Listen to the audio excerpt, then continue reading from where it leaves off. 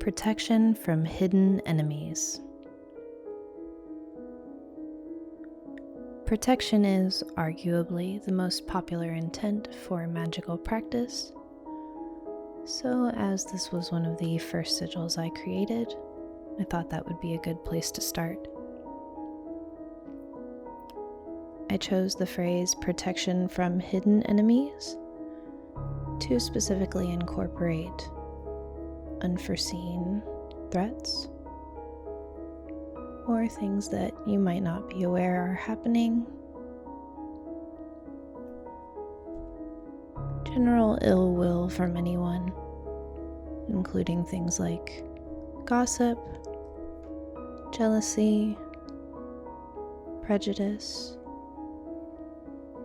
or even on the more extreme side, things like stalking or internet trolls. But any unforeseen obstacle or trouble, anything from suddenly stubbing your toe to something more intense like a natural disaster. But it's made to work as a shield and also ground energy to stabilize yourself in order to defend from anything that might be headed your way. It is enclosed in a diamond shape or a rotated square shape, which is very strong and stable, but also pointed, and in sign symbology traditionally indicates a warning, so to function as a warning for anything that might be trying to harm you. But the main design element here is this sort of sword through the evil eye motif, as well as the recurring crossed lines,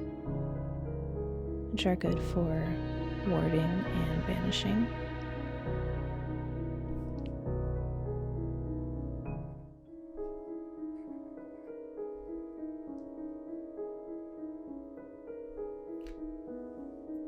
And the sigil is best used for just general everyday protection,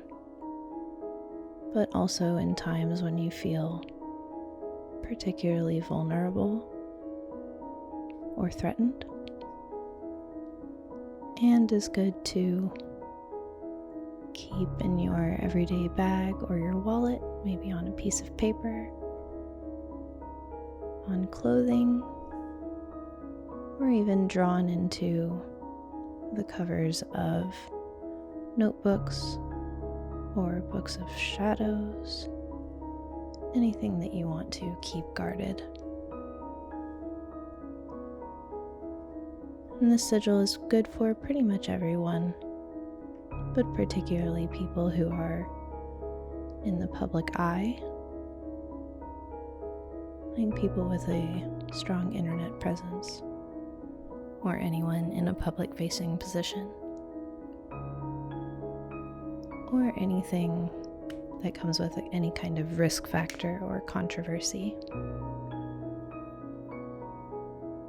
The sigil is associated with the element of earth, which is grounding and guarding,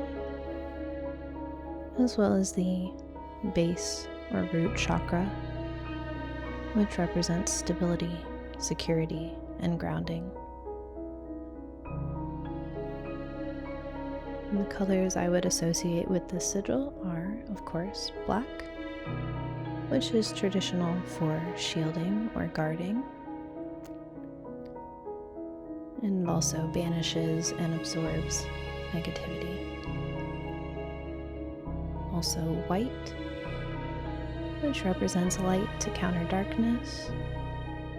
and is known to be good in breaking curses and repelling negativity. Also lesser would be red, which symbolizes strength, personal power, and survival There are a lot of stones and herbs which are used for protection, as it is one of the most common intents for magical practice, but a few more common ones are tourmaline,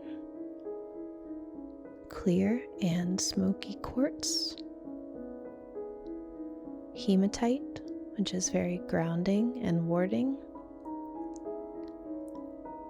obsidian, which absorbs negativity, as well as petrified wood, coral, and salt, which are all very much associated with the earth element.